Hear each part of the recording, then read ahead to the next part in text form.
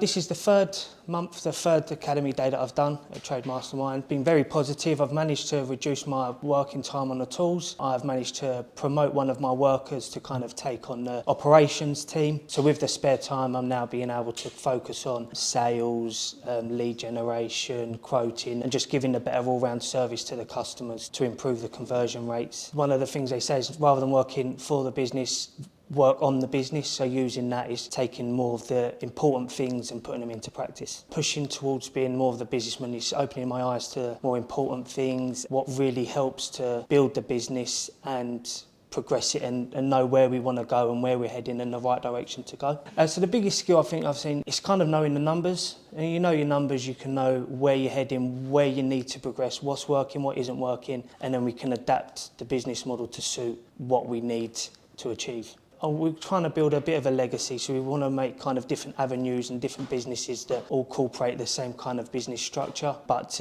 the big picture is to gain more time with the family and just try and build something that we're proud of and provide a good service to our clients. I would recommend Trade Mastermind. There have been very positive steps as a good of support all the way through, and it really does just open your eyes to the potential that anybody could have and where they want to take things as well.